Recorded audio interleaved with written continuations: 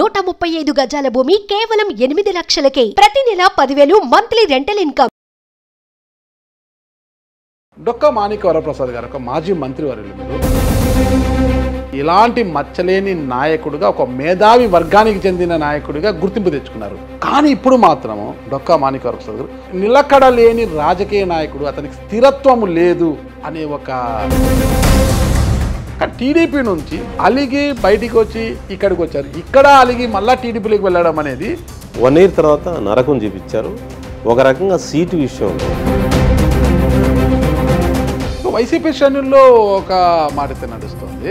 నేను మేధావిని, నేను ఇంట్లో కుర్చీ వేసుకొని కూర్చుంటా, ప్రజల్లోకి వెళ్ళను, మీరే డబ్బు పెట్టాలి, మీరే గెలిపించాలనే విధంగా వ్యవహరించారు. తద్వారానే ఈ పరిస్థితి వచ్చిందంటారు వాళ్ళు. సజ్జల మరి గేట్ మ్యాన్ అసలు రానిట్లేదు కదా. ఏంటి సీఎం గారికి గేట్ మ్యాన్ ఆయనే కదా, ఆయన ద్వారా గేట్ మ్యాన్ అంటారు మీరు. గేట్ ఇంకా చాలా ఉన్నాయి అతను చెప్పాలి. నువ్వు చంద్రబాబుని తిట్టు, తెలుగుదేశాన్ని తిట్టు, అమ్మవారిని తిట్టు, నీకు పదవి. ఇవన్నీ కూడా మీకు ఇస్తానన్న ఎమ్మెల్సీ పదవి లేదు, ఇస్తానన్న ఎమ్మెల్యే కుర్చీ కూడా ఇవ్వలేదు మీకు, కాబట్టి అక్కసుతో మీరు సజ్జల గారిని టార్గెట్ చేస్తున్నారని అవతల నుంచి వస్తున్న వాదన. నాలాగా ప్రజల్లో ఉండే రాజకీయ నాయకుడు ఈ జిల్లాలో ఎవరైనా ఉంటే నా రిటైర్మెంట్ నాగరాజు ముందు ఈరోజు అనౌన్స్ చేస్తాను. ఇంకా ఇది చివరి పార్టీనా, ఇంకా మారరా? ప్లస్ ఈ ఇంట్లో అద్దెకున్నారు. ఈ అద్దెకున్న ఇంట్లో ఏం నీటి వసతి లేదు, కరెంట్ లేదు, దోమలు ఉన్నాయి, ఎలుకలు ఉన్నాయి, అన్నీ ఉన్నాయి. ఇల్లు మారితే తప్పేం కాదు. నా సిచ్యువేషన్ అలా.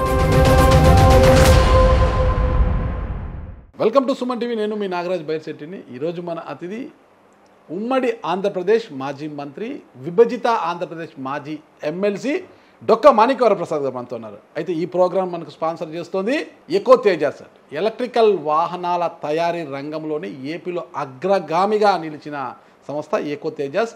అన్ని వర్గాలు, అన్ని రంగాల ప్రజలకు అనువైన రీతిలో అందుబాటు ధరలతో వీరి దగ్గర వాహనాలు లభిస్తుంటాయి. ఒక్కసారి ఛార్జ్ చేసే చాలు 100 కిలోమీటర్లకు పైగా ప్రయాణించే వాహనాలు వీరి వద్ద ఉంటాయి. ఓకే, నమస్తే మాణిక్య వరప్రసాద్ గారు. బాగున్నారా? బాగున్నాండి.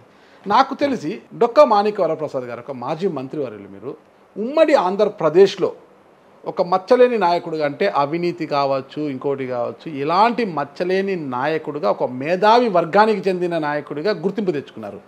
కానీ ఇప్పుడు మాత్రము డొక్కా మాణిక్య వరప్రసాద్ గారు నిలకడ లేని రాజకీయ నాయకుడు, అతనికి స్థిరత్వము లేదు అనే ఒక చెడ్డ పేరు మూట కట్టుకుంటున్నారు. ఏంటి అసలుకి? అంటే దానికి కారణం ఏంటంటే అండి, రాష్ట్ర విభజన తర్వాత మేము కాంగ్రెస్ పార్టీలో ఎదిగాము. కాంగ్రెస్ పార్టీ రాష్ట్ర విభజన జరిగిన తర్వాత కాంగ్రెస్ పార్టీ లేదు ఇక్కడ.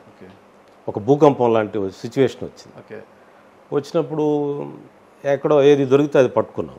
అప్పుడు టీడీపీలో జాయిన్ అయ్యాను. టీడీపీలో జాయిన్ అయిన తర్వాత నేను 19లో నా ఒరిజినల్ సీట్ ఇవ్వకుండా, వితౌట్ మై కన్సెంట్, తాడికొండ ఇవ్వకుండా ఒక సీట్ అనౌన్స్ చేశారు. వాళ్ళు అనౌన్స్ చేశారు వితౌట్ మై అంగీకారం, నాతో మాట్లాడు. సరే, నేను అది కష్టం అండి, అది ఓడిపోతాను అని కూడా చెప్పాను పెద్దలకి. లేదు పోటీ చేయి, పర్లేదు, మేము ఉన్నాం కదా అన్నారు. అక్కడ పోయి డిఫీట్ అయ్యాను. ఆ డిఫీట్ అప్పుడు బాగా ప్రెజర్ గురయ్యాను, కొంచెం ఆర్థిక ఇబ్బందులు పడ్డాను. బాగా ఖర్చు పెట్టారా? నా స్థాయికి మించి పెట్టాను. అంటే మామూలుగా సాధారణ ఎస్సీ నియోజకవర్గాల్లో ఖర్చు పెద్దగా ఉండదు. అక్కడ ఎందుకో టెంప్ట్ చేశారు పరిస్థితులు, అట్లా హిమాలయం చేశాక అదేదో నాకు అందలేదు. తర్వాత దాంతో 19లో బాగా డిసప్పాయింట్ అయ్యాను. ఆ టైంలో ఎవరో ఒక మిత్రుడు కలిస్తే, రాజశేఖర రెడ్డి గారి అబ్బాయి మన జగన్మోహన్ రెడ్డి నాకు బాగా పరిచయం. అంతకుముందు అక్కడ ఉన్న చాలామంది వ్యక్తులు, నాకు కొంతమంది తెలిసిన లీడర్స్, నాతో పనిచేసిన కాంగ్రెస్ పార్టీలో పనిచేసిన లీడర్స్, ఇలా ఎక్కడో ఆ మానసిక స్థితిలో నేను సాఫ్ట్వేర్ అయిపోయాను. పడ్డాను, జాయిన్ అయ్యాను. జాయిన్ అయిన తర్వాత నరకమే. 1 year బాగానే ఉంది. నరకం ఏంటి? మీకు ఎమ్మెల్సీ ఇచ్చారు? ఇవ్వలేదు, అది టీడీపీది ఎమ్మెల్సీ. వైసీపీ నాకేం పదవి. ఎమ్మెల్సీ ఇస్తామన్నారు, ఇవ్వలేదు. ఎమ్మెల్సీ కంటిన్యూ చేస్తామన్నారు, ఇవ్వలేదు.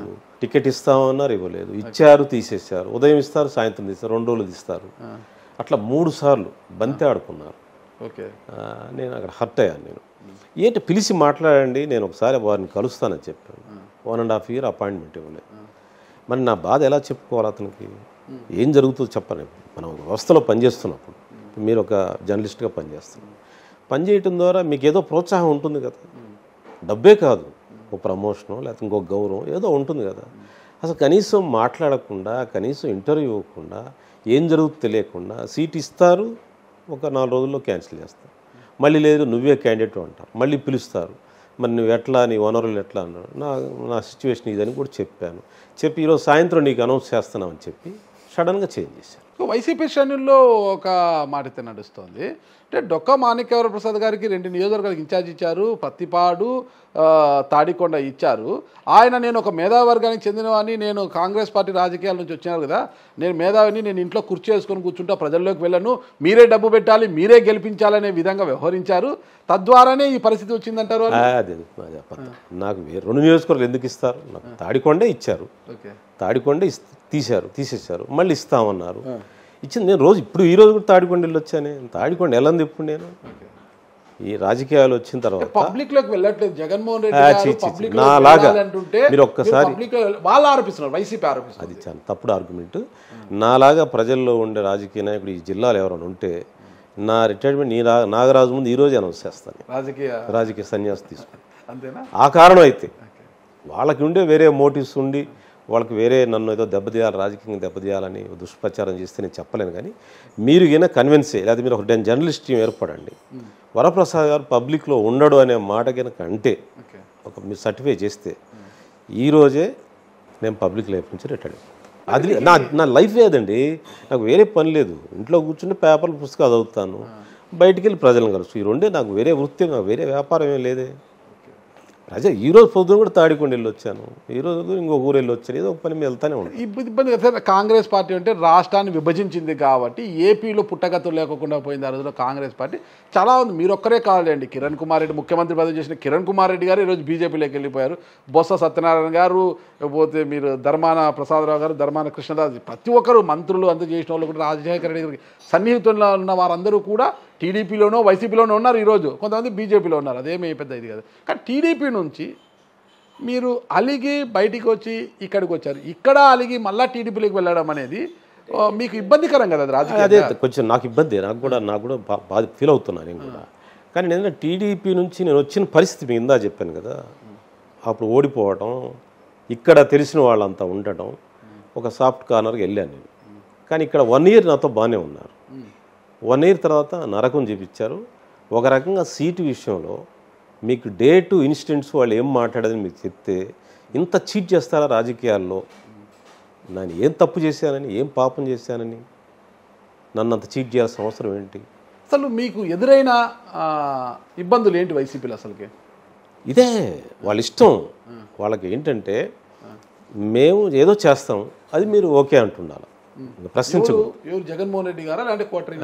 నాకు కోటరీ అడ్డం వచ్చింది. కోటరీలో సజ్జల రామకృష్ణారెడ్డి మెయిన్. అతను ఏంటంటే కొంచెం పద్ధతిగా మాట్లాడేవాళ్ళు, కొంచెం తెలివిగా ఉండేవాళ్ళు, కొంచెం డిగ్నిఫైడ్గా ఉండేవాళ్ళు. ముఖ్యంగా వీకర్ సెక్షన్ నుంచి కొంచెం వెన్నెముకతో పనిచేస్తే అతనికి ఇంట్రెస్ట్ ఉండదు, అతను నెగిటివ్ చేస్తాడు అతను. అది నేను చాలా ఇన్సిడెంట్స్ మీరు డే టు డే చెప్తే నా ఎక్స్పీరియన్స్లో ఒక 20 ఇన్సిడెంట్స్ ఉంటాయి. అతను నన్ను ఎలా అవమానించాడు, ఏ విధంగా నన్ను మేనేజ్ చేశాడు అనేది చెప్తే ఆశ్చర్యం వేస్తుంది. ఇలా చేస్తారా? చాలా ఉన్నాయి. ఒక ఎగ్జాంపుల్ చెప్తాను. ఒకరోజు వెంకయ్యనాయుడు గారు ఉపరాష్ట్రపతిగా పదవి విరమణ అయిన తర్వాత గుంటూరులో సన్మానం జరిగింది. ఆ సన్మానానికి నగరంలో ఉన్న ప్రముఖులందరినీ పిలిచినప్పుడు నేను కూడా వెళ్ళాను. దానికి వెళ్ళి నేను ఆ జాషువా గారి సాహిత్యం ఆయనకి ఇచ్చి, మీరు జాషువా గారి అభిమాని అని చెప్పి ఇచ్చి ఒక షాల్వా కప్పి ఒక ఫోటో దిగాను. మీరు వర్గీకరణ మీరే దానికి బాగా వర్క్ చేశారు సార్, దాన్ని కంప్లీట్ చేయండి అన్నా నేను. అని అంటే ఆయన అన్నాడు, నా చేతనం చేసిన ఇప్పుడు ఏం చేయగలుగుతాను, నువ్వు ఒకసారి హైదరాబాద్ రా మాట్లాడుకుందాం అన్నాడు. అని అంటే ఆ ఫొటోస్ వైరల్ అయింది. వైరల్ అంటే లోకల్లే పెద్ద సోషల్ మీడియా బాగా. తెల్లవారే సజ్జల రామకృష్ణని పిలిచి, మీరు వెంకయ్యనాయుడిని ఎలా కలుస్తారు, మీరు పద్ధతి కాదు కదా, ఆయన ఏంటి, ఆయన ఏ పార్టీ? నాకు మైండ్ బ్లాక్ అయింది. ఏంది చాలా రొటీన్ సోషల్ అకేషన్ కదా, దాంట్లో రాజకీయాలు అందరూ వచ్చారు, వైసీపీ వాళ్ళు కూడా వచ్చారు. నేను ఒక్కడిని కాదు, వైసీపీలో there are some Reddy people వచ్చారు, చాలామంది వచ్చారు. వచ్చిన అతను నన్ను పట్టుకున్నాడు. నేను మన పలానా రెడ్డి గారు కూడా వచ్చారండి అన్నాడు. వాళ్ళు వస్తారండి, మీరు వెళ్ళకూడదు. మీకు వాళ్ళకి తేడా, రెడ్డి గారు వెళ్ళొచ్చు మీరు వెళ్ళకూడదు అన్నాడు. అనేసరికి నాకు అంటే ఏంటా నాకేం అర్థం కాలేదు. లేదండి నాకు ఇట్లా కనపడని పిలిస్తే వెళ్తుంటాం కదా పెళ్ళిళ్ళకి ఫంక్షన్కి వాటికి, అంతే రొటీన్కి వెళ్ళానండి అని. లేదు వెంకయ్యనాయుడు ఎవరు మనకి యాంటీ అతను, ఎలా వెళ్తారు మీరు వెళ్ళటానికి వీల్లేదు అది దాన్ని. సరే సార్ అన్న. అట్లా అలాంటి ఇన్సిడెంట్స్, ఈ సిల్లీ థింగ్స్. అతను నా వయసు ఏంటి, నా సీనియారిటీ ఏంటి, ఈ నగరంలో అనేక ఫంక్షన్లు జరుగుతూ ఉంటాయి, అనేక కార్యక్రమాలు జరుగుతుంటాయి, ప్రధానికి అన్ని రాజకీయ పార్టీలు పిలుస్తారు సోషల్ అకేషన్స్లో, నన్ను కూడా ఆహ్వానిస్తుంటారు. నేను వెళ్ళాను, ఒక సీనియర్ మ్యాన్ పెద్ద ఆయన వచ్చాడు, దానికి నన్ను ఒక చిన్నపిల్లవాళ్ళు అనేటట్టుగా గర్దిస్తూ మాట్లాడు. దానికే మీరు పార్టీ మారారా? అదొక సంఘటన. ఓకే. ఇక అట్లా చెప్పుకుంటూ పోతే ఒకరోజు social media warriors meeting, social media workers meeting జరిగింది. ఆ సోషల్ మీడియా వర్కర్స్ మీట్లో నేను, మరి రాజశేఖరు, పొన్నూరు ఎమ్మెల్యే కిలారి రోషి, ఇట్లా మేము తెనాలి ఎమ్మెల్యే, మేము అందరూ వెళ్ళాము.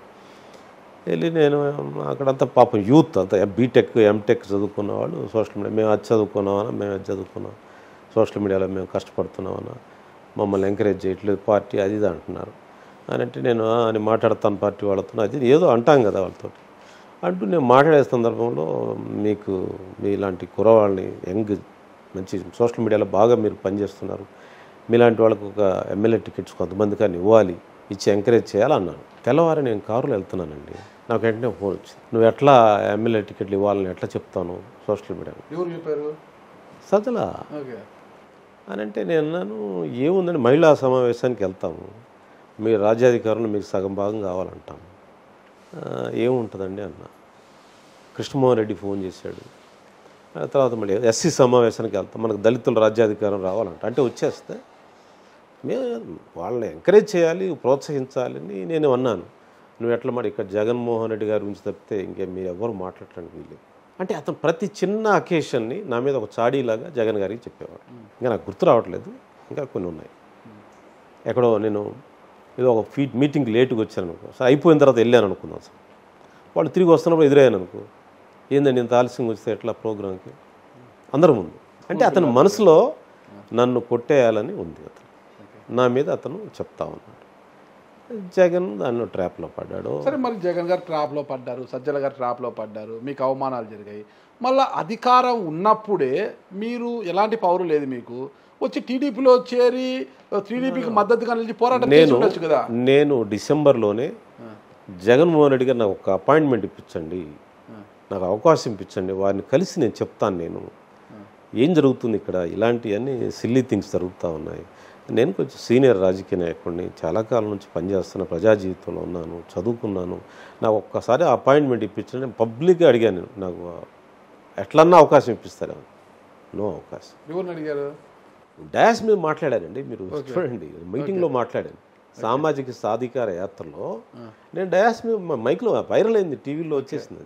సామాజిక సాధికార జూపిడి గారు కూడా ఉంటారు కదా? లేడు, ఆయన లేడు. ఇక్కడ మా దగ్గర ముగ్గురు తాడికొండ సదస్సులో మాట్లాడితే అందరూ ఉన్నారు. మా ఆదిమలపు సురేష్ ఉన్నాడు, ఇంకా చాలామంది వచ్చారు, జోగి రమేష్ ఉన్నాడు. అందరూ ఆశ్చర్యపోయారు, ఏందని అంటే ఏంది అపాయింట్మెంట్ రాకపోతే నేను ఏం చేయాలి, ఏదో మనకేదో ఎంకరేజ్మెంట్ పార్టీ, ఇంకా ఏం పార్టీలు మారుతాం అది ఇదని నేను చెప్పాను.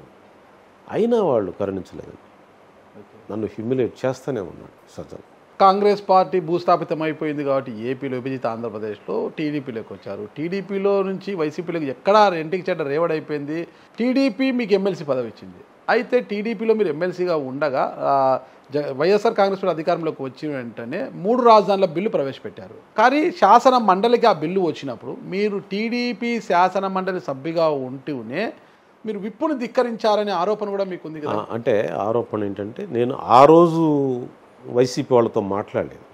అప్పటికి ఒక 20 రోజులు 30 రోజుల ముందే వాళ్ళు నాతో సంభాషణలో ఉన్నారు. కొంతమంది పెద్ద నాకు తెలిసిన స్నేహితులు మాట్లాడుతూ ఉన్నారు. అప్పుడు చాలామంది, అంతకుముందు నాకంటే ముందు చాలామంది జాయిన్ అయ్యారు, టీడీపీ నుంచి వైసీపీలో జాయిన్ అయ్యారు. నేను కూడా చెప్తున్నా, ఆ ప్రెషర్లో కొంచెం వీక్గా ఉన్న ఆ సిచ్యువేషన్లో కొంచెం సాఫ్ట్ కార్నర్ మంచి మెజారిటీతో వచ్చింది ప్రభుత్వం, సరే తెలిసిన వాళ్ళు అందరూ రమ్మంటున్నారు అని ఒక సాఫ్ట్ కార్నర్ ఉన్నా. ఆ టైంలో వాళ్ళు వచ్చి 3 రాజధానులకు ఓటేయమన్నారు. నేను అని చెప్పి నేను రాజీనామా చేశాను. అంతేగాని నేను ఓటేనని చెప్పాను. ఆ లెటర్ కూడా రాశాను. అప్పుడే నేను మీ మీద ఆ రోజు నమ్మకం పోయింది అంటారు. ఆ రోజు నేను ఒక లెటర్ రాశాను. మీరు నా రాజీనామా పత్రం మీరు కావాలంటే వెరిఫై చేసి 3 రాజధానులను వ్యతిరేకిస్తున్నానని రాశాను ఆ లెటర్. నాకు అదే అర్థం కాదు. 3 రాజధానులను వ్యతిరేకించారు మీరు. ఎస్, 3 రాజధానులను మీరు సమైక్య ఆంధ్రప్రదేశ్కు పోరాటం చేస్తూనే ఒకవేళ ఆంధ్రప్రదేశ్ విభజిస్తే అమరావతి రాజధాని కావాలని అడిగిన వారు మొట్టమొదటి వారు మీరు అప్పట్లో. అవును, అది నాకు గుర్తుంది. అవును. కానీ 3 రాజధానులను వ్యతిరేకించిన డొక్కా గారు దానికి ఎవరైతే రూపకర్తనో అదే పార్టీలోకి ఎలా వెళ్ళారు మీరు? అంతకంటే ముందే జరిగింది సంభాషణ అంటున్నా. టెక్నికల్గా ఆ రోజు జరిగింది. కానీ ఎలక్షన్స్ వరకు 3 రాజధానులు అయితే వాళ్ళు నిలబడ్డారు. అవును, విశాఖపట్నంలో ప్రమాణ స్వీకారానికి కూడా ఏర్పాట్లు చేసుకున్నారు వాళ్ళు. కానీ మీరు 3 రాజధానులకు వ్యతిరేకమైనప్పుడు దానికి ఎవరైతే రూపకర్తనో ఆ పార్టీలోకి వెళ్ళారు. జాయినింగ్ సిచ్యువేషన్ చెప్పని అండి. నా జాయినింగ్ ఆ రోజు మాట్లాడలేదు. అంతకు ముందే వాళ్ళతో టచ్లో ఉన్నాను నేను. అంతకుముందు టచ్లో ఉండి సంభాషించి ఎప్పుడో ఈ వారం నెక్స్ట్ వారం అనుకుంటా ఉన్నాం జాయినింగ్. అది ఎక్కడెక్కడో డిలే అయింది. ఆ రోజు నన్ను ఓటింగ్కి రమ్మని అడిగారు. నేను ఓటింగ్కి రాను అని చెప్పి నేను రాజీనామా చేసి సైలెంట్గా ఉన్నాను. అంటే అప్పటికి నేను మానసికంగా వైసీపీకి వెళ్ళటానికి అంత ముందే డిసిషన్ అయిపోయింది. ఎందుకు అంటే ఇక్కడ వచ్చిన ఆరోపణ ఏంటంటే టీడీపీలో ఇంకా పదవీ కాలం అయిపోయి వచ్చింది ఎమ్మెల్సీగా, దాని కొనసాగింపుగా మళ్ళీ వైసీపీలోకి వెళ్తే మెజారిటీతో ఉన్న ప్రభుత్వము ఇంకా 5 ఏళ్ళు ఉంటుంది కాబట్టి మళ్ళా కొనసాగింపు ఎమ్మెల్సీ వస్తుంది. అక్కడ కొద్దిగా హ్యాపీగా ఉండే అధికార ప్రభుత్వంలో బాగా హ్యాపీగా ఉండొచ్చనే ఉద్దేశంతో మీ స్వలాభం కోసమే వెళ్ళారనేది ఒక ఆరోపణ ఉంది. లాభం అంటే అంత ఇదేం కాదు. కానీ ఒకవేళ నాకైతే ఆ సిచ్యువేషన్లో కొంచెం సాఫ్ట్ కార్నర్గా వెళ్ళిన మాట వాస్తవమే. తెలిసిన వాళ్ళంతా మాట్లాడటం, మీరు వస్తే బాగుంటుంది అంటాం. నేను కొంచెం సాఫ్ట్ అయిన మాట వాస్తవమే. నాకు ఎమ్మెల్సీ ఇస్తామన్నారు వాళ్ళు. ఓకే, ఈ 3 ఏళ్ళు నీకు ఎట్లా ఈ 3 ఏళ్ళు ఉంది కదా, నెక్స్ట్ మళ్ళీ 6 years నీకు ఎమ్మెల్సీ ఇస్తామని మాట్లాడారు నాతో. నేను ఇంకా నాకు ఎలక్షన్ ఖర్చు లేదు, రిటైర్డ్ అయిపోదామని ఆ ట్రాప్లో పడిన మాట వాస్తవం. కానీ మీ యొక్క సహజ శైలికి అది విరుద్ధం. చాలా విరుద్ధం. మంత్రిగా పనిచేశారు, 2 శాఖలు చేశారు మీరు. ఫస్ట్ కిరణ్ కుమార్ రెడ్డి గారి హయాంలో మీరు ఫస్ట్ రాజశేఖర రెడ్డి గారి హయాంలో విద్యాశాఖ మంత్రిగా పనిచేశారు మీరు. రోషయ్య గారి సీఎంగా ఉన్నప్పుడు కూడా కొనసాగింపైంది. కిరణ్ కుమార్ రెడ్డి గారు వచ్చినాక పంచాయతీరాజ్ రూరల్ డెవలప్మెంట్ చేశారు మీరు. అసలుకి మంచి శాఖలు 2 మంచి పోర్ట్ఫోలియో మంత్రిగా చేశారు. ఒక చిన్న మచ్చలేని నాయకుడిగా అయితే పేరు తెచ్చుకున్నారు. కానీ ఈ యొక్క దానికి చిన్న చాలా నేను కూడా ఫీల్ అవుతున్నా, రిగ్రెట్స్ అవుతున్నాను. బలహీన క్షణాలు అంటారు కదా. ఓకే, ఆ బలహీన క్షణాలు డొక్కా గారిని కూడా లొంగదీస్తాయంటారా? అంత తెలిసిన వాళ్ళు మాట్లాడేసరికి అంత నాతో క్లాస్మేట్స్ లాంటి కొలీగ్స్ అంత వాళ్ళంతా గెలిచున్నారు, బాగా జోష్గా ఉంది. ఇక్కడేమో నేను కొంచెం నిరాధారణకు గురయ్యానే ఫీలింగ్లోకి వెళ్ళిపోయాను. నాకు అనవసరమైన సీట్ ఇచ్చారు, నేను ఓడిపోయాను. తర్వాత ఎవరు మాట్లాడట్లేదు, నన్ను ఎవరు అడ్రస్ చేయట్లేదు. ఇక్కడేమో అందరు రమ్మంటున్నారు తెలిసిన వాళ్ళు. ఇలాగా బలహీన క్షణాలు దానికి.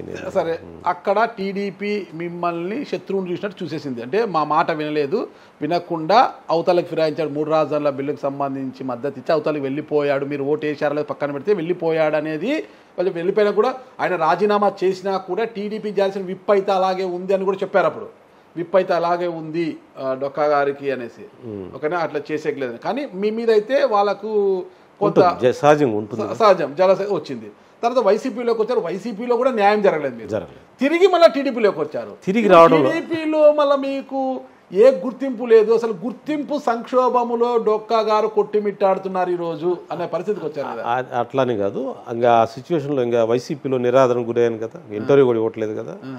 ఇంటర్వ్యూ ఇవ్వకుండా అతను బాగా హ్యూమిలేట్ చేస్తున్నాడు. సజ్జల మరి గేట్ మ్యాన్ అసలు రానిట్లేదు కదా. గేట్ మ్యాన్ అంటే సజ్జల అంటే గేట్ సీఎం గారికి గేట్ మ్యాన్ ఆయనే కదా. ఆయన ద్వారానే ఎలా గేట్ ఇంకా చాలా ఉన్నాయి అతనికి చెప్పాలి. అతని క్రిమినాలజీ చెప్పాలంటే చెప్పండి, చాలా ఉన్నాయి. అతను ఇంకా అపాయింట్మెంట్ ఇవ్వడు, చేయడు. అతను కలవటమే కష్టం అయిపోతాం. ఇక నాకు సఫికేషన్ అవమానించారు చేశారని నేను ఇట్లా ఉన్నప్పుడు ఎవరో ఒక మిత్రుడు, ఒక ఎక్స్ఎమ్మెల్సీ ఒక ఆయన ఉన్నాడు, గోదావరి జిల్లా మిత్రుడు. ఆయన వచ్చి అన్న టీడీపీలో వచ్చారండి, మన పార్టీ కదా, బాస్ కూడా అడిగాడు అన్నాడు. సరే అన్నని చెప్పాను, జాయిన్ అయ్యాను. కానీ ఈ రోజుకి అంత పెద్ద గుర్తింపు ఇవ్వడం లేదు. గతంలో జరిగిన కొన్ని సంఘటనల వల్ల ఈ రోజుకి టీడీపీలో మీకు అంత పెద్దగా అధికారులకు చెప్పడం మనస్ఫూర్తిగా డొక్కా గారు నేను టీడీపీలో ఉన్నాను, టీడీపీ నాయకుడు అని కూడా మనస్ఫూర్తిగా చెప్పుకోలేని ఒక పరిస్థితిలో ఉన్నారు అంటే కారణం ఏంటంటే నేను ఎన్నికలు చాలా షార్ట్ టైంలో చేరాను. ఎన్నికల ముందు జాయిన్ అయ్యాను. జాయిన్ అయినంత వాళ్ళకి మంచి మెజారిటీ వచ్చింది, గెలిచున్నారు. చాలామంది క్యాడర్ ఏమనుకుంటున్నారంటే మేము కష్టపడి గెలిచాము, ఇప్పుడు కొత్తగా వస్తే పదవులు వాళ్ళకి వెళ్తాయేమో అని ఒక ఇది కూడా ఉంది. సో వాళ్ళందరినీ ఎందుకు డిస్ప్లీజ్ చేయాలి, ముందు వాళ్ళ పదవులు వాళ్ళు తీసుకొనివ్వండి.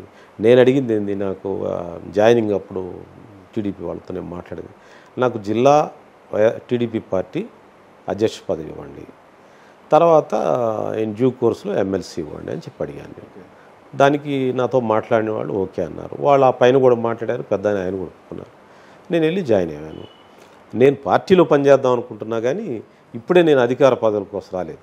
కానీ కొంతమంది మాకు ఎస్సీ లీడర్లు లేకపోతే తెలిసిన ఇక్కడ గుంటూరులో చాలామంది ఆశావాళ్ళు ఉంటారు కదా, నేనే సీనియర్గా ఈయనకు వస్తుందేమో, మాకు అవకాశాలు పోతాయేమని కొంతమంది అనుకుంటా ఉన్నారు. పాపం వాళ్ళకు కొంత టైం ఇద్దామని చెప్పి నేను కొంత ఇంకా యాక్టివ్ కాలేదు. దానికి రాయపాటి అనుంగ శిష్యుడిగా రాజకీయాల్లోకి వచ్చిన డొక్క మాణిక్య వరప్రసాద్ గారు, సరే రాయపాటి గారి మీద విమర్శలు వచ్చాయో కానీ మీ మీద ఎప్పుడు విమర్శలు అలా అవినీతి విమర్శలు, కానీ ఇప్పుడు ఈ రాజకీయాల వల్ల ఒక స్థిరత్వం లేని నాయకుడిగా ఆరోపణలు వస్తుంటే దానికి నేను కూడా చింతిస్తున్నాను, ఫీల్ అవుతున్నాను. కానీ ఎక్కడొక చోట లేకపోతే నాలాంటి పేదవాళ్ళకి ఎక్కడ వాయిస్ ఉంటుంది? ఏ పార్టీలో లేననుకోండి, ఎక్కడ మనగలుగుతాను, ఎట్లా మనగలుగుతాను? రాజకీయం నా వృత్తి, రాజకీయం అనేది నా వృత్తి, నా ప్రవృత్తి, పబ్లిక్ లైఫ్ అనేది నా ప్రవృత్తి. నాకు ఎక్కడో చోట ఉండాలి. ఉండటానికి అక్కడ నాకు ఇంకా జగన్ అనేది అర్థమైపోయింది, అది రాక్షస పరిపాలన, అక్కడ ఉండలేను. చంద్రబాబు గారు చూశాను, ఇదే better seniority, better matured person. Okay, Lokesh గారితో కూడా నాకు మంచి పరిచయాలు ఉన్నాయి. సరే, తప్పు జరిగింది, మళ్ళీ వాళ్ళు ఆహ్వానిస్తున్నారు, వెళ్ళి మన అంటే నా మనసులో ఉన్న జరిగిన తప్పుని సవరించుకోవడానికి కోర్స్ కరెక్షన్ అంటారు కదా, కోర్స్ కరెక్షన్ లాగా జాయిన్ అయ్యాను. ఇంకా ఇది చివరి పార్టీనా, ఇంకా మారరా? ఇంకా నేను రాజకీయాలకు సంబంధించి అవకాశం ఇస్తే పార్టీ అధ్యక్ష పదవి నాకు నేను అడుగుతుంది, అధ్యక్ష పదవి ఇస్తే చేసి నేను ప్రూవ్ చేసుకొని తర్వాత నాకు ఎమ్మెల్సీ ఇమ్మని చెప్పి అడిగాను. చూద్దాం ఏం జరుగుతుంది. ఇది రెండు జరగలేదు అనుకోండి, ఇదే చివరి పార్టీ, లేదంటే మళ్ళీ ఏమైనా భవిష్యత్తులో మళ్ళీ ఇంకేమున్నా ఇంకా అవకాశం జగన్ దగ్గర పోవాలా? జనసేన ఉంది, బీజేపీ ఉంది, కాంగ్రెస్ ఉంది, మీ సొంత పార్టీ, మీ పుట్టిల్లు ఉంది కదా కాంగ్రెస్ పార్టీ. ఇప్పుడే మీ మహానేత వైఎస్ రాజశేఖర రెడ్డి గారు, గారాలపట్టి వైఎస్ షర్మిల గారు ఈరోజు పిసిసి అధ్యక్షులు. అక్కడ ఎవరు నాకు మంచిగా లేరు, హ్యాపీగా లేరు అక్కడ కూడా. చంద్రబాబు గారితో మంచి సంకేతాలు ఉన్నాయి నాకు, అదేం లేదు. ఇక్కడికి ఆగిపోతారు, మంచి సంకేతాలు. ఓకే, మనం ఏమంత బాధపడాల్సి ఇలా టైం పడుతుంది. ఇది వాళ్ళకు కూడా మంచి మెజారిటీ వచ్చింది, 164 సీట్స్ వచ్చాయి, కూటమి. వాళ్ళందరికి పదవులు ఇచ్చుకునేయండి, మన టర్న్ మనకు వస్తుంది, వెయిట్ చేద్దాం. అంతవరకు నాకు పార్టీ పదవి నేను అడుగుతాను. మరి పార్టీలు మారేంతా బాగుంది, వైఎస్ఆర్ కాంగ్రెస్ పార్టీ మీరు మీలాంటి వాళ్ళంతా ఒక విషయం ఆలోచించాలి. పార్టీలు, అవకాశవాద రాజకీయాలు, ఇవన్నీ ఈ పేరుంది, పార్టీలు మారటం వల్ల నాలాంటి వాళ్ళు ఇవి భరించడం కూడా కష్టమే, ఆ చెడ్డ పేరు తెచ్చుకోవడం కూడా నాకు ఇష్టం. కానీ సపోజ్ మీకు ఒక ప్లేస్, ఈ ఇంట్లో అద్దెకున్నారు మీరు, ఈ అద్దెకు ఉన్న ఇంట్లో ఏం నీటి వసతి లేదు, కరెంట్ లేదు, దోమలు ఉన్నాయి, ఎలుకలు ఉన్నాయి, అన్నీ ఉన్నాయి. ఇల్లు మారితే తప్పేం కాదు, ఇల్లు మారితే. నా సిచ్యువేషన్ అలాంటిది. అంటే ఒకసారి మారితే పర్వాలేదు, మళ్ళీ ఒకసారి మారిన తర్వాత మంచి ఇల్లు చూసుకోవాలనేది మనం చూసుకొని, మంచి ఇల్లు చూసుకొని అక్కడ స్థిరమైపోలేదు. నెలకు ఒకసారి ఇల్లు మారుతూ ఉంటే ఎవరు ఇంటి బాడీ కీర్ అనమాట, ఇది ఎక్కడ ఉన్నాడు, నెలకు ఒకసారి ఇల్లు మారుతుంటాడు, లేదులేండి మాకు మీకు ఇచ్చి మళ్ళీ నెల ఖాళీ చేస్తే మాకు ఇబ్బంది అవుతుంది. ఇంకా అవకాశాలు లేవు ఇంకా, ఎందుకంటే అక్కడ ఎలుకలు, బొద్దంకలు, పాములు అన్నీ ఉన్నాయి ఆ ఇంట్లో. ఇంకా ఆ ఇంట్లో బయటకు వచ్చాను, మళ్ళీ నాకున్న పాత స్నేహితులు ఉన్న దగ్గరికి వచ్చాను. నవ్వు ఐఎమ్ సేఫ్, అట్లీస్ట్ తెలిసిన మర్యాద, గౌరవం ఉంటుంది కనీసం. పదవుల తర్వాత ముందు గౌరవం ఉంటుంది. ఓకే, మరి వైసీపీలో ఉన్నప్పుడు సైలెంట్గా ఉన్న డొక్కా గారు ఇప్పుడు వచ్చి ఆ రోజు టీడీపీ పార్టీ కార్యాలయం మీద దాడి చేసిన విషయంలో జగన్మోహన్ రెడ్డి గారికి తెలిసేసి సజ్జల రామకృష్ణారెడ్డి గారి దగ్గర నుండి చేయించారు. ఇంకా చాలా రాష్ట్రంలో ఒక విధ్వంసం సృష్టించాలని ఒక పథకం అయితే రచించి పెట్టుకున్నారు వాళ్ళు, నాకు అనిపిస్తుంది, నేను గమనించాను. ఇలాంటి ఒక హాట్ కామెంట్స్ చేశారు కదా, దానికి నాకు ప్రూఫ్స్ ఉన్నాయి కాబట్టి చెప్పాను. ఏమున్నాయి ప్రూఫ్స్? ఒక్కటి నాగరాజు గారు, నీకు నేను ఈ మీడియా సాక్షిగా చెప్తాను, నేను చెప్పే వాటిలో కొంచెం భాష కొంచెం ఎక్కువగా ఉండటం, లేకపోతే సర్టైల్గా అవి మాట్లాడవచ్చు కానీ కొంచెం అవి ఉండొచ్చు, కానీ దానిలో వాస్తవం అయితే ఉంటుంది. ఓకే, నేను అబద్ధం ఆడను, అవినీతి చేయను. ఓకే, అయితే భాషా చాతుర్యం, కొంచెం వ్యంగ్యం, వెటకారం ఏయో అలాంటివి ఉంటే ఉండొచ్చు, కానీ కోర్ ఇష్యూ ఉంటుంది కదా, దానిలో ఒక పిత్ అండ్ సబ్స్టెన్స్ అంటారు ఇంగ్లీష్లో, అంటే కోర్ ఇష్యూ, కోర్ సమాచారం మాత్రం నేను చెప్పింది కరెక్ట్. ఓకే, నేను విత్ సమాచారం విత్ ప్రూఫే మాట్లాడు. దానికి కొంచెం నేను దానికి భాష పత్రిక ఏవో కొన్ని వాడాను, కానీ సజ్జల అనే అతను పక్కా విధ్వంసకుడు. He want to capture Jaganmohan Reddy గారికి ఏవైతే ఇష్టమో, ఎవరిని చంపి ఏ రక్తం వండితే అతనికి ఇష్టమో ఆ రక్తం వండుతాడు అతను. అది ముందే తెలుసుకుంటాడు అతను. ఈరోజు మనిషి రక్తమా, ఈరోజు జంతువు రక్తమా, ఏదైతే బాగుంటుందో తెలుసుకొని ఆ విధమైన వంటకాలు చేసి పెడతాడు అనమాట అతను. ఆ విధంగా అతను విధ్వంసం చేయటానికి రచించుకున్నాడు. అంటే ఇంకొకళ్ళు ఎవరు జారకుండా ఆయన దగ్గర, జగన్ గారికి ఇంకో సమాచారం రాకుండా ఈ క్యాప్చర్డ్ ఎవ్రీథింగ్. అంటే జగన్మోహన్ రెడ్డి గారు తన తండ్రి వారసత్వంగా వచ్చి తన తండ్రికి వచ్చిన ఇమేజ్తో కావచ్చు, తన రెక్కల కష్టంతో పాదయాత్రలు ఓదార్పు యాత్రలు చేసి పార్టీని ఈ స్థాయికి తీసుకొచ్చుకున్నారు. ముఖ్యమంత్రి కూడా ఆయనకు తెలియదంటారా సజ్జల రామకృష్ణారెడ్డి గారు ఇలా చేస్తున్నారు, ఆయన వల్ల పార్టీకి చెడ్డ పేరు వస్తుంది తెలియదంటారా? జగన్మోహన్ రెడ్డి గారితో ఒకటి ఉందండి, అది మంచి కావచ్చు చెడు కావచ్చు, కొంతమందికి మంచి కూడా అనిపించవచ్చు. ఆయనకి ఏది నచ్చితే అది చేస్తాడు. ఎంత దూరం చేస్తాడంటే, సపోజ్ నాగరాజు అంటే ఆయనకి ఇంట్రెస్ట్ అనుకో, నాగరాజు తప్పు చేశాడు అనుకో, అంటే ఒక రేప్ చేశాడు లేకపోతే ఒక మర్డర్ చేశాడు అనుకోండి, నేను వెళ్ళి సార్ నాగరాజు ఒక మర్డర్ చేశాడు అన్నా అనుకోండి, ఒకటే కదనా అంటాడు, ఒక మర్డరే కదా చేసింది అంటాడు, అంత మీదేసుకుంటాడు. 10 చేసినప్పుడు ఆలోచిద్దాంలే అంటాడు. జగన్ రెడ్డికి ఆ బలహీనత ఉంది. సజ్జల గారు దాన్ని క్యాప్చర్ చేస్తాడు. దాన్ని క్యాప్చర్ చేసి తన మనుషులకి ఒక 5-10 మంది తన మనుషులు ఉంటారు. వాళ్ళకి ఏం చెప్తారంటే, ఇంకా పేర్లు ఎందుకు అవన్నీ, పేర్లు చెప్తే బాగుంటుంది, పర్లేదు వద్దు, వాళ్ళ వ్యక్తులు నా స్నేహితులే కదా వాళ్ళు కూడా. వాళ్ళకి ఏం డైలీ మీరు చంద్రబాబుని తిట్టండి, డైలీ మీరు టీడీపీ వాళ్ళని తిట్టండి, కమ్మవారిని తిట్టండి, ఇలాగా తిట్టి గొడవ చేసి ఇళ్ల మీద దాడి చేయండి ఆయన చెప్పే సజ్జలే. ఆయనకేంటి లాభము ఇలా చేయించడం? జగన్ గారికి ఇష్టం అది. నాకు కూడా ఆ టెస్ట్ పెట్టాడు.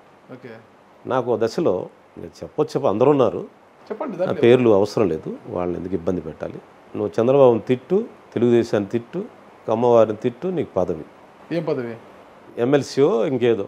నువ్వు కొట్టు, నీకు ప్రమాణ స్వీకారం. నువ్వు కమ్మోళ్ళని తిట్టు, నువ్వు తెలుగుదేశం తిట్టు, నువ్వు చంద్రబాబుని తిట్టు. అది అతను నాకు ఇచ్చే డైరెక్షన్. నేనేమో నాకు కోపం వస్తుంది లేకపోతే ఇరిటేషన్ వస్తుంది, కానీ వింటూ ఉంటాను. నేను ఏందా ఇతను నన్ను ఏమన్నా తక్కువ అంచనా పిచ్చోడు అనుకొని చెప్తున్నాడా, నా గురించి మళ్ళీ ఐడియా ఉంది, మీ గాంధీ మీ జాషువాలు మీరు మంచి సాహిత్యం ప్రియుడండి అది అంటాడు. మళ్ళీ అది ఆ పలకరింపు బాగానే ఉంటుంది. కానీ నేను ఏదైనా సిచ్యువేషన్ అడిగాను అనుకోండి, ఏదైనా రిక్వెస్ట్ పెట్టాను అనుకోండి, నువ్వు ప్రూవ్ చేసుకోవాలండి, ఇది చేయండి మీరు అంటాడు. అంటే కమ్మ వాళ్ళని పేరు పెట్టి తిట్టాలి అంటే, నేను ఈ ప్రాంతం అంతా కమ్మ ఏరియా, ఈ నియోజకవర్గం తాడికొండ, వాళ్ళతో నాకు మంచి సంబంధాలు ఉన్నాయి. అంటే ఈ వాంట్ టు కట్ దట్ సంబంధాలు. అంటే ఇవన్నీ కూడా మీకు ఇస్తానన్న ఎమ్మెల్సీ పదవి లేదు, ఇస్తానన్న ఎమ్మెల్యే కుర్చీ కూడా ఇవ్వలేదు మీకు, కాబట్టి అక్కసుతో మీరు సజ్జల గారిని టార్గెట్ చేస్తున్నారని అవతల నుంచి వస్తున్న వాదన. అంటే నేను మాట్లాడిన దాంట్లో నేను చెప్తున్నా కదా, అది నాకున్న పర్సనల్ గ్రీవెన్స్. అది ఏది నాకు ఎమ్మెల్సీ ఇవ్వలేదు, ఎమ్మెల్యే ఇవ్వలేదు, నా పర్సనల్గా నేను నష్టపోయాను. కానీ నాకు తెలిసిన విషయాలు సమాజానికి చెప్పాలని చెప్తున్నాను. మీరు కావాలంటే చూడండి, ప్రతి ఇన్సిడెంట్, చంద్రబాబు గారి ఇంటి మీద దాడి కానీ లేకపోతే ఇంకేదన్నా కానీ, పార్టీ ఆఫీస్ మీద దాడి కానీ, ఇవన్నిట్లో సజ్జల నాలెడ్జ్ లేకుండా, సజ్జల డైరెక్షన్ లేకుండా ఒక్కటి కూడా రాలేదు. ఈ రాష్ట్రం ప్రతి జరిగిన దాడిలో నా నాలెడ్జ్ అంటే నాకు తెలియకుండా ఏం జరిగినా తెలియదు, నా తెలియదు 2-3 సంఘటనల్లో మాత్రం నాకు అతనే ఉన్నాడు. ఇప్పుడు ఇంకో కామెంట్ చేశారు మీరు, చాలా హాట్ కామెంట్, రాష్ట్రంలో ఒక విధ్వంసం సృష్టించాలి, చంద్రబాబు నాయుడు గారికి మంచి పేరు రాకూడదు, వెల్ఫేర్స్ అని ఆయన అమలు చేసి మంచి పేరు వస్తే భవిష్యత్తు ఇక ఉండదు అనే ఉద్దేశంతో ఒక విధ్వంసాన్ని సృష్టించాలని పథకం రచించారు అని అంటున్నారు కదా. దానికి ఏంటంటే, అధికారం పోయిన తర్వాత బాగా మంచి మెజారిటీ వచ్చింది, అక్కడక్కడ చేంజ్ ఆఫ్ అట్మాస్ఫియర్ రావడానికి కొంత టైం పడుతుంది. కొన్ని చోట్ల కార్యకర్తలు లేదా కొన్ని చోట్ల కొన్ని విధ్వంసాలు జరుగుతూ ఉన్నాయి, సంఘటన జరుగుతాయి, లోకల్ ఇష్యూస్ అనేవి. పత్రికలు వాళ్ళ చేతిలో ఉంటాయి, లేదా ఏళ్ళ చేతిలో పత్రిక. 2 పార్టీలకు పత్రికల సపోర్ట్ ఉంది, కొంత మీడియా సపోర్ట్, పత్రిక అంటే మీడియా సపోర్ట్, సోషల్ మీడియా వచ్చింది. కొన్ని సంఘటనలు వాళ్ళకి సంబంధం లేకపోయినా, పార్టీలకు సంబంధం లేకపోయినా అది పార్టీలకు రాయటం, కొత్తగా వచ్చిన గవర్నమెంట్ని అప్పుడే టార్నిష్ చేయటం, అంటే బురద జల్లటం. వినుకొండలో జరిగిన సంఘటనలు, 2 రౌడీ షీటర్లు లేకపోతే జులాయి గాళ్ళు వాళ్ళిద్దరి మధ్య సంఘర్షణలో ఒకరు చనిపోయాడు. దానికి రాజకీయాల సంబంధం లేదు. అది దానికి టీడీపీ ప్రభుత్వం చేయించింది, చంద్రబాబు గారు చేయించారు, రెడ్ బుక్ పెట్టి చేయించాడు, లోకేష్ చేయించాడు, మొత్తం గోల్ చేసి ఢిల్లీ వెళ్ళి ప్రభుత్వాన్ని రద్దు చేయాలని గవర్నర్ కలిసి ఢిల్లీలో సదస్సు పెట్టి అన్ని పార్టీలను రాష్ట్రపతి పాలనకు డిమాండ్ చేశారు. అది ఏంటంటారు దాన్ని, అది ఎందుకంటే చేశారంటే ప్రభుత్వానికి ఇమేజ్ రాకూడదు. డే 1 నుంచి లా అండ్ ఆర్డర్ ప్రాబ్లం ఉంది, దేశం అంతా అనుకోవాలి. చంద్రబాబు గారు హింస చేస్తున్నాడు, ఈ పరిపాలన ఇంకేం లేదు అని చెప్పాలి. పౌర హక్కులు లేవని చెప్పాలి, పోలీసులంతా కుమ్మక్కయ్యారని చెప్పాలి. అంటే తను చేశారు కదా ఇవన్నీ. అలాంటి వాతావరణం రావాలని, ప్రభుత్వం డ్యామేజ్ రావాలని ఒక ముఖ్యులు తనకు సంబంధించిన ఇలాంటి పనులు చేసే వాళ్ళందరినీ పిలిపించుకొని మాట్లాడుకున్నాడు. అంటే ఇది ఎలాంటిదంటే, అంటే రీసెంట్గా ఒక సినిమా వచ్చింది, కల్కి అని సినిమా వచ్చింది. ఆ కల్కి సినిమాలో కమాండర్ అని ఒక అతను ఉంటాడు. ఆ కమాండర్ ఇలాంటి ఇన్స్ట్రక్షన్ ఇస్తూ ఉంటాడు, ఇలాగ మీరు ఈ విధంగా విధ్వంసం చేయండి, అది చేయండి, ఇది అని చెప్తాడు. దానిలో అనేక మంది పని చేస్తూ ఉంటారు, డ్రాప్ అవుతూ ఉంటారు. అలాగా నేను కూడా కల్కి సినిమా కాంప్లెక్స్ ఉంది కదా, ఆ కాంప్లెక్స్లో కమాండరు అక్కడ కూడా హిందూ యాక్టర్ కూడా ఉంటాడు. ఇక్కడ కమాండర్ సజ్జల. ఇతను ఈ కమాండరు వీళ్ళని పిలిపించుకొని, ఈ డాన్లు పిలిపించుకొని మాట్లాడాడు. ఉన్నారు కొంతమంది, ఇంకా తెలిసిన వాళ్ళు, నాకు తెలిసిన నీకు తెలిసిన వాళ్ళు, వాళ్ళ పేరు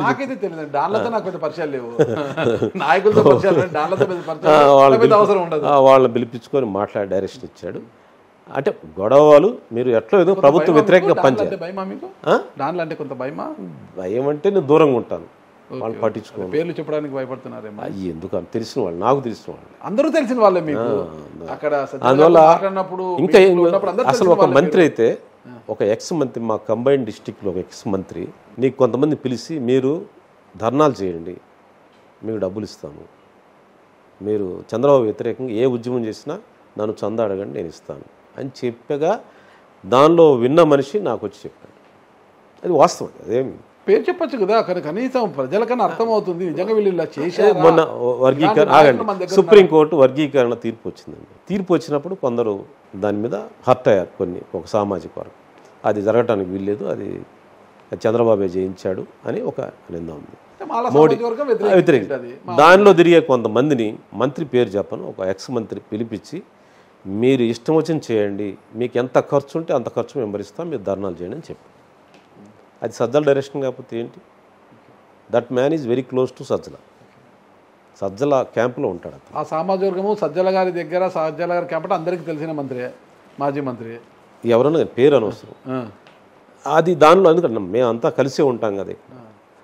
విజయవాడ ఉంది, విజయవాడ నుంచి ఒక ఫ్రెండ్ ఫోన్ చేశాడు, అన్న ఆ మంత్రి గారు ఇట్లా చెప్తున్నాడు ధర్నాలు చేయమని. అంటే కొత్తగా వచ్చిన ప్రభుత్వం, కేసులు ఎదుర్కొంటారు, మీ భవిష్యత్తు నాశనం అవుతుంది, ఏదో ఒక 6 నెలలు టైం ఇవ్వండి, కూలింగ్ పీరియడ్ ఇవ్వండి ప్రభుత్వానికి, మీరు పనిచేయడానికి చాలా ఇష్యూస్ వస్తాయి, రాజకీయాల్లో ఇంతటితో అయిపోతుందా, వద్దని నేను సర్ది చెప్పాను. కానీ ఆ మంత్రి ఫోన్లు చేసి వాళ్ళకి మీకు డబ్బులు ఇస్తాను, మీరు ఖర్చులు ఇస్తాను, మీ కోర్టులో కేసులు వస్తే మేము మంచి లాయర్లు పెట్టి తీస్తాం, చేయండి అని చెప్తున్నాడు. అంటే ఇది డాన్ డైరెక్షన్ కాదా, ఇది కమాండర్ డైరెక్షన్ కాదా? ఇది అంటే డాన్లకు కమాండర్ సజ్జల గారా? కమాండర్ సజ్జల. ఓకే, మరి డాన్లు ఎవరెవరు, ఒకరిద్దరు పేర్లు చెప్పరా? బాగుంది, మీకే తెలుస్తుంది. మీకు ఇప్పుడు పార్టీ ఆఫీసుని ఎవరు దాడి చేశారు? ఓకే, ఎవరన్నా ప్రజాస్వామ్య ప్రభుత్వాల్లో, మేము కూడా రాజకీయాల్లో మీరు కూడా చాలా కాలం చూస్తున్నారు, ఒక పార్టీ ఆఫీస్ మీద ధర్నా చేస్తారు. కాంగ్రెస్ పార్టీ ఆఫీసు గాంధీ భవన్ ముందు ధర్నా, టీడీపీ వాళ్ళు ధర్నా అంటారు. లేకపోతే టీడీపీ ఆఫీస్ అధికారంలో ఉన్నప్పుడు టీడీపీ ఆఫీసు ఈ పాలసీ విత్డ్రా చేసుకోవాలని కాంగ్రెస్ కార్యకర్తలు ధర్నా అంటారు. ఏదో ఒక సడావుడి చేస్తారు, పోలీసులు వస్తారు, పంపిస్తారు. పార్టీ ఆఫీసును దాడి చేసి పార్టీ ఆఫీసులో పనిచేసే వర్కర్స్, స్టాఫ్ని కొట్టడం అనే దుర్మార్గపు ఆలోచన ఎవరైనా చేయగలుగుతారు ప్రజాస్వామ్య వాతావరణం? ఆలోచన ఎవరిది? సజ్జల. అలాంటి క్రిమినల్ యాక్టివిటీ చేయాలంటే అతను ఒక్కడే చేయగలడు. ఆయన క్రిమినల్ కాదు, మనకు అర్థం, మాజీ జర్నలిస్ట్ కదా ఆలోచన. ఓకే, అసలు నాకు అదే ఆశ్చర్యం, ఆయన కమ్యూనిస్ట్ బ్యాక్గ్రౌండ్ అని చెప్తారు, ఏఎస్ఎఫ్లో పనిచేశాడు అంటారు, మాజీ జర్నలిస్ట్ అంటారు. చాలా అసలు ఆ క్వాలిటీస్ ఏం లేవండి. నేను కూడా కొంతకాలం జర్నలిస్ట్ చేశాను నేను, కానీ నాకు చాలా సీనియర్ జర్నలిస్ట్ నాకు తెలుసు. చాలా ఆయన గురించి నేను సాక్షిలో చాలా దూరం ఉన్నాడు, మేనేజింగ్ ఉన్నాడు, ఎడిటర్గా ఈడీగా, ఏదో చాలా ఉన్నాయి కదా. అసలు ఆ జర్నలిస్టిక్ బ్యాక్గ్రౌండ్ నేను మొన్న 5 ఏళ్ళు చూడలేదండి. అసలు ఆ షేడ్ లేదు. ఇతను విలన్ ఈరోజు బయటకు వచ్చాడు. నేను చూశాను, నేను ఇప్పుడు 2 సంఘటనలు చెప్పాను కదా మీకు. అవి ఎవరన్నా చేస్తారా సిల్లీగా? రాజకీయాలు ఎవరన్నా నా ఏజ్లు, కనీసం నా ఏజ్, బహుశా ఆయన ఏజ్కి అటు ఇటుగా ఉంటాను నేను, నాకు చెప్పొచ్చు అవి కనీసం. లేకపోతే వాళ్ళ పిఏతోనన్నా ఎందుకన్నా పోయేదని అంటాం. లేకపోతే ఇలాంటి వాళ్ళు చెప్పాలంటే ఏం చెప్తాం, నాగరాజు చెప్పోయా ఇలా వద్దని చెప్పని అంటాము డైరెక్ట్ నాకే. అంటే అది ఎంత ఏ మనస్తత్వంలో ఉండే అధికారం శాశ్వతం అనుకున్నాడు కదా అతను, ఏ దుర్మార్గం చేయొచ్చు అని అతను. రాజకీయాల్లో చిన్నప్పటి నుంచి కార్యకర్తగా వచ్చి రాజకీయాల్లో ఒక చిన్న కుటుంబం, ఒక అస్పృశ్య కులంలోంచి వచ్చి ఎదిగి చదువుకొని మెరిట్ ద్వారా 10 మందితో మంచి అనిపించుకున్న రాజకీయ నాయకుడు నేను. నన్ను ఆ విధంగా కొట్టేస్తే భవిష్యత్తు ఏంటండి? ఎంతమంది భవిష్యత్తు కొట్టేశారు? అంతేందుకు మీ అనంతపూర్ జిల్లా తీసుకోండి. అనంతపూర్ జిల్లాలో 2 రిజర్వ్డ్ సీట్స్ ఉన్నాయి. 2 రిజర్వ్స్ ఎవరికి ఇచ్చారు? ఒకళ్ళ ఇంట్లో పనిచేసే డ్రైవర్కి ఇచ్చారు, ఇంకొక అతను ఎవరో స్మాల్ పిల్లలు. అంటే ఆ జిల్లాలో చదువుకున్న వాళ్ళకి ఇవ్వకూడదా? కాస్త వెన్నెముక వెత్తుకొని చదువుకొని జ్ఞానంతో బుద్ధితో పనిచేస్తే అనిచేస్తారు. వాళ్ళ డ్యూటీ ఏంటంటే తిట్టాలి, తెలుగుదేశంలో తిట్టాలి, చంద్రబాబుని తిట్టాలి, లోకేష్ని తిట్టాలి, కమ్మవారిని తిట్టాలి. ఇది టార్గెట్. ఇచ్చేస్తే వాళ్ళకి ఆహారం తిన్నట్టు ఉంటుంది. ఇప్పుడు పదవులు అనుభవించిన వాళ్ళంతా కూడా అలా తిట్టిన వారేనా? దాదాపుగా వాళ్ళకి బై ఛాన్స్ వచ్చినోడు సీనియర్స్ వాళ్ళకి వచ్చింది. కానీ రీసెంట్ పాస్ట్గా ఎదిగిన, అంటే ఫాస్ట్గా ఎదిగారు చూసారా, ఫాస్ట్గా వచ్చారు కొంతమంది, వాళ్ళందరూ ఇదే. కానీ ఫాస్ట్గా ఎదిగిన వారిలో నందిగం సురేష్ గారికి ఇస్తున్న ప్రాధాన్యత మీకు ఇవ్వలేదని కూడా చాలాసార్లు మదన పడ్డారు పార్టీలు అంటారు. నేనే కంప్లైంట్ దాని మీద నాకు నాతో బాగానే ఉంటాడు అతను. అది నాకు మంచి క్లోజ్ నాకు. అలాగే మా ఇద్దరి మధ్య ఏం లేదంటారు. అయితే 2004 నుంచి మీరు రాజకీయాల్లో ఉన్నారు. 2004లో గెలిచారు, 2009లో కలిసి 2 శాఖల మంత్రిగా కూడా పనిచేశారు. మీరు చాలా సీనియర్ పొలిటీషియన్. మీరు 60 సంవత్సరాల పైచలకు వయసు కూడా ఉంది. అంటే ఈ 2024 ఎన్నికలు దేనికి సూచించాయి? అసలుకి వెల్ఫేర్ అంటే ఇది అని జగన్మోహన్ రెడ్డి గారు చేసి చూపించారు కదా. సంక్షేమ పథకాలు నేను ఇస్తున్నాను కాబట్టి నాకు ఓట్లు వేసేయండి, నేను నేను ఇక్కడ నుంచి బటన్ నొక్కుతాను, ఎన్నికల సమయంలో మీరు వచ్చి ఈవీఎం మీటర్ నొక్కండి అనేది ఆయన సంకేతాలు ఇచ్చినట్టుగా ఇచ్చేశారు. అయినప్పటికీ కూడా నాకు తెలియదు 1994లో అనుకుంటా కాంగ్రెస్ పార్టీకి ప్రతిపక్ష హోదా కూడా వెళ్ళిపోయింది.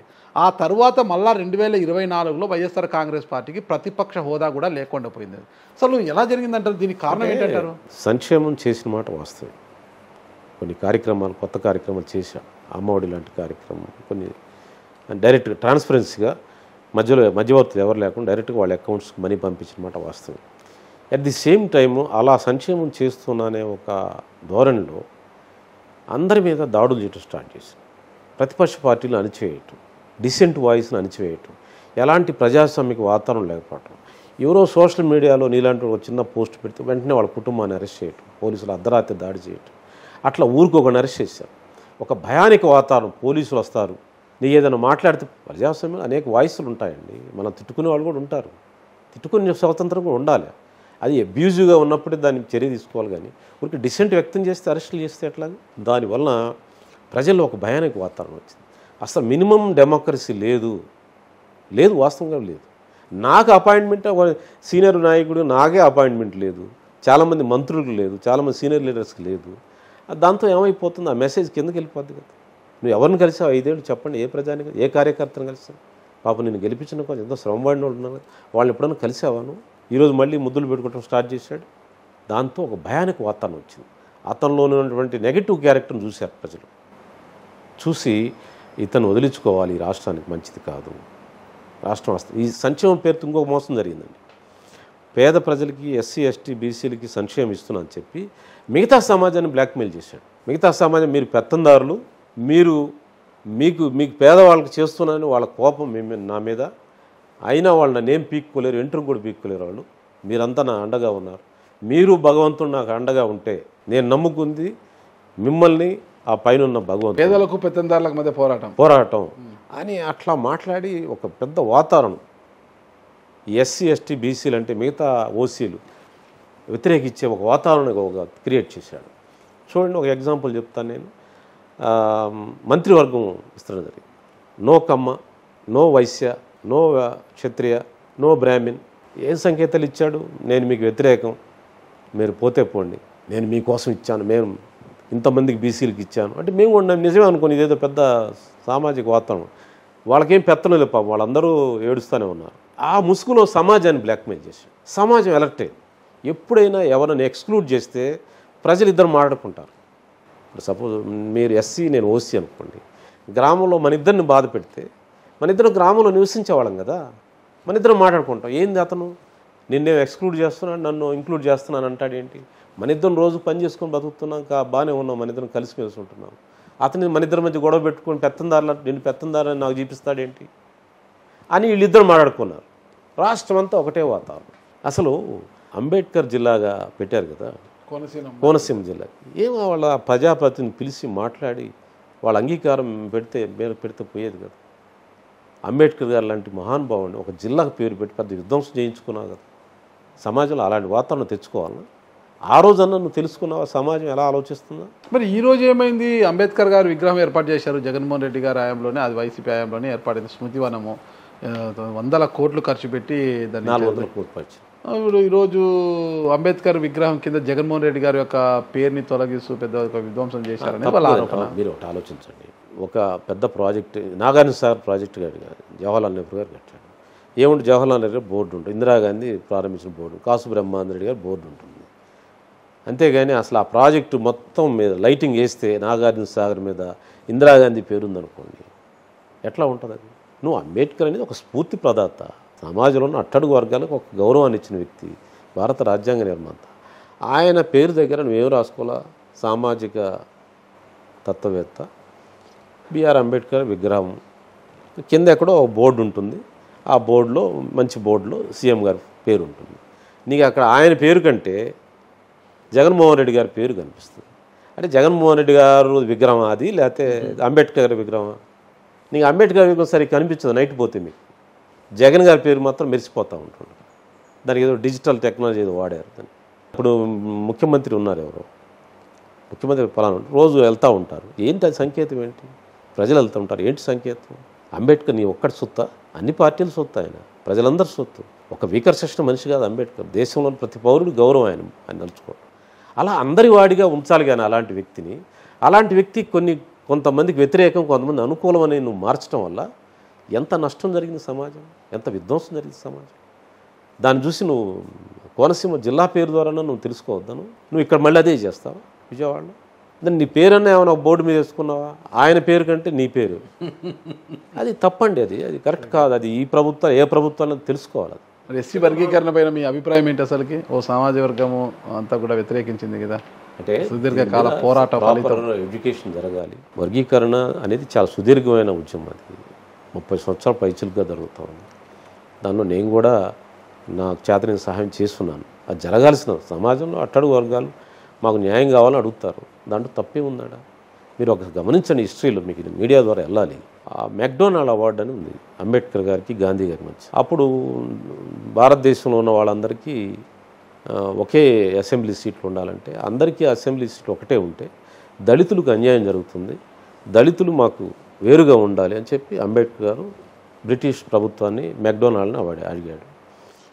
అందరూ చాలామందితో మాట్లాడిన తర్వాత ఫస్ట్ రౌండ్ సెకండ్ రౌండ్ కాన్ఫరెన్స్లో నీకు అది మెక్డొనాల్డ్ అవార్డు కింద ఇచ్చారు. ఏమని ఇచ్చారు? దళితులకు ప్రత్యేక నియోజకవర్గాలు ఇచ్చారు. ఇస్తే గాంధీ గారు పూనా ఎర్రవాడ జైల్లో నిరాహార దీక్ష చేశాడు. దాన్ని పూనా ప్యాక్ట్ అంటారు.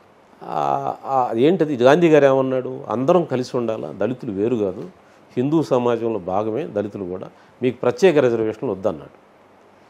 కలిసి ఉండాలని గాంధీ అన్నాడు.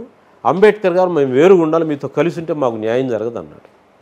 అంటే ఏంటి అంబేద్కర్ గారి ఉద్దేశం ఏంటి? కలిసి ఉంటే మాకు ఏం జరగనివ్వరు, మీ పెత్తనే జరుగుద్ది అనే ఉద్దేశం అయింది. అలాగే వర్గీకరణలో నువ్వు 100% రిజర్వేషన్ ఉంటే నువ్వు 100%లో నువ్వు వెళ్లకుండా 15% నీకు ఎందుకు ఇచ్చారు?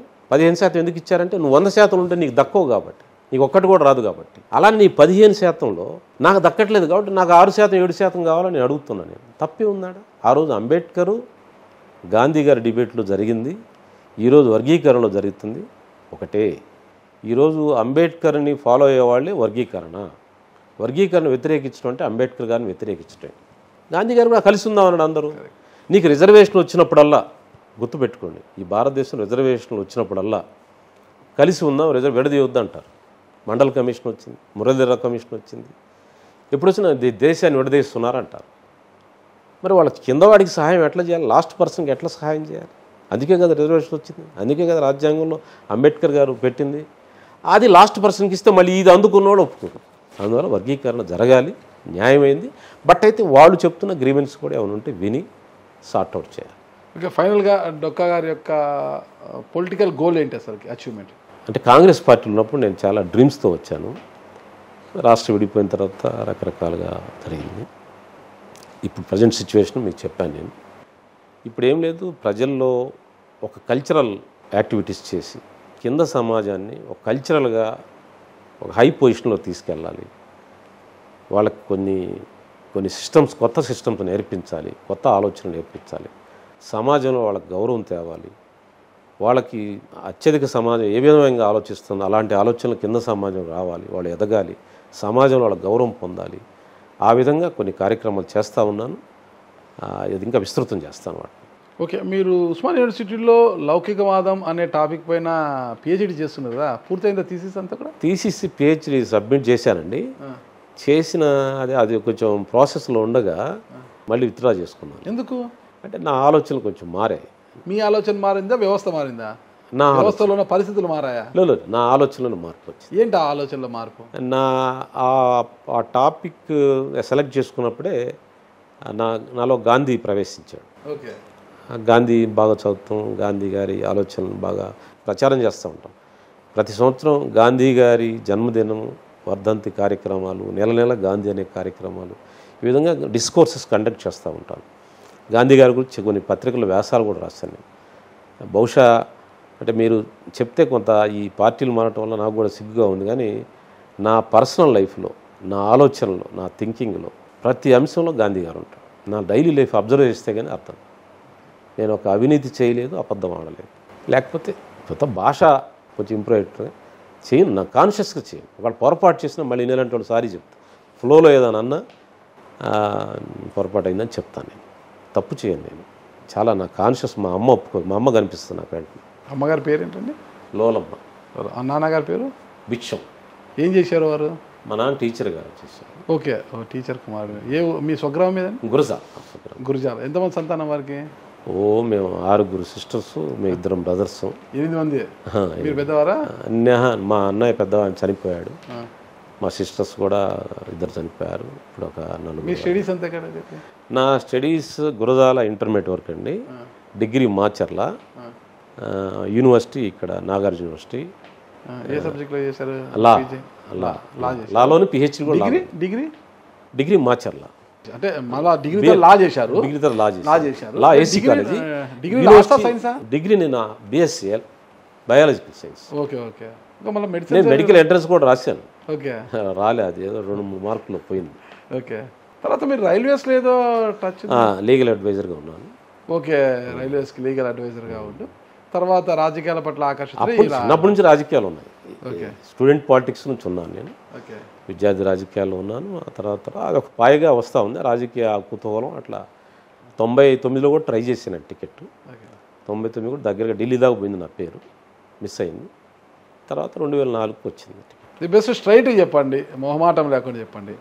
రాజశేఖర రెడ్డి గారిని చూశారు, రోషయ్య గారిని చూశారు, కిరణ్ కుమార్ రెడ్డి గారిని చూశారు, అంతకుముందు చంద్రబాబు నాయుడు గారిని చూశారు. అంటే రాజశేఖర రెడ్డి గారి నుంచి మీరు రాజకీయాల్లో ఉన్నారు కాబట్టి మళ్ళీ చంద్రబాబు నాయుడు గారిని చూశారు, జగన్మోహన్ రెడ్డి గారిని చూసి ఇప్పుడు మళ్ళీ బాబు గారి దగ్గరికి వెళ్ళారు. ఎవరు బెటర్ అంటారు వీళ్ళలో? ఒక్కొక్కడు ఒక స్టైల్ అండి. రాజశేఖర రెడ్డి గారికి ఉన్న ప్రజాదరణ, ఆయన స్టైలు, అదొక అప్రోచ్. ఆయన దగ్గర ఏంటంటే నాలాంటి వాళ్ళని దూరంగా ఉన్న పిలిచి గౌరవించేవాడు ఆయన. అదొక స్టైల్. బాగా మాస్ లీడర్ ఆయన, మంచిగా ఎంకరేజ్ చేస్తారు. పేదల పట్ల కూడా కొంచెం కైండ్ హార్ట్. చంద్రబాబు గారి స్టైల్ ఏంటంటే సబ్జెక్ట్ ఉంది, నాలెడ్జ్ ఉందంటే బాగా ఎంకరేజ్ చేస్తాడు. బహుశా నేను కంటిన్యూ అయ్యి ఉంటే నన్ను ఏ స్థాయిలో పెట్టుండేవాడు. నాకు ఎక్కడో ఇన్కన్వీనియన్స్ వచ్చి నేను అది కూడా వైసీపీలో ఉన్న మిత్రులు, స్నేహితులు వీళ్ళ సాంగత్యం వల్ల దెబ్బతింటే పాపం వాళ్ళేదో ముంచారని కాదు. అక్కడికి వెళ్ళాక జగన్ గారు మారిపోయారు. జగన్ గారు ముఖ్యమంత్రి అయ్యాక ఆయన మారాడు. ముఖ్యమంత్రి అయిన 2-3 నెలల తర్వాత అసలు ఆయన విశ్వరూపం బయటకు, అసలు మనిషి బయటకు వచ్చేసాడు. బయటకు వచ్చి ధ్వంసం చేసుకున్నాడు. ఇంత పరిపాలన చేశాడు, సంక్షేమం చేశానని పేరే కానీ అంత చెడ్డ పేరు తెచ్చుకోవాల్సిన అవసరం. రాజశేఖర రెడ్డి గారికి జగన్ గారికి తేడా ఏంటి? నో మ్యాచ్ అండి. రాముడు రావణాసురుడు తేడా ఉంది. మరి రోషయ్య గారిని, కిరణ్ కుమార్ రెడ్డి గారిని చూసారా? రోషయ్య గారు మెచ్యూర్డ్ పర్సన్ కదండి. కిరణ్ కుమార్ రెడ్డి అంత మెచ్యూర్డ్ లేదు, లేకపోతే తన చేతన మీద గవర్నెన్స్ చేశాడు. కానీ కిరణ్ కుమార్ రెడ్డి అంత ఫెయిర్ మనిషి కాదు. థ్యాంక్ యూ డొక్కా మాణిక్య వరప్రసాద్ గారు. ఇప్పటికే అంటే ఒక మంచి నాయకుడిగా పేరు తెచ్చుకున్న మీరు ఇక మీదటైనా కండువాలు మార్చడం మానేసి స్థిరత్వం లేని నాయకుడు అన్న పేరు నుంచి మీరు తప్పుకుంటారని ఆశిస్తున్నాను. ఒక్క మాట, నా ఎజెండా మారలేదు. ఓకే, ఎజెండా మారలేదు. పూర్ పీపుల్ కోసం నేను చిన్నప్పటి నుంచి పనిచేస్తూ ఉన్నాను. పేదల పక్షవాతిగా ఉన్నాను. నేను పేదల అభ్యున్నతి కోసం పనిచేస్తాను. నా ఆలోచన, నా ఎజెండా ఎట్టి పరిస్థితుల్లో మారలేదు. ఎక్కడో ఉండాలి కాబట్టి ఉంటుంది. అద్దిల్లు మారినా డొక్కా గారు అజెండా మారు. ఓకే, ఖచ్చితంగా మీరు అలాగే ముందుకు పోవాలని కోరుకుంటానండి. Thank you. నమస్తే అండి.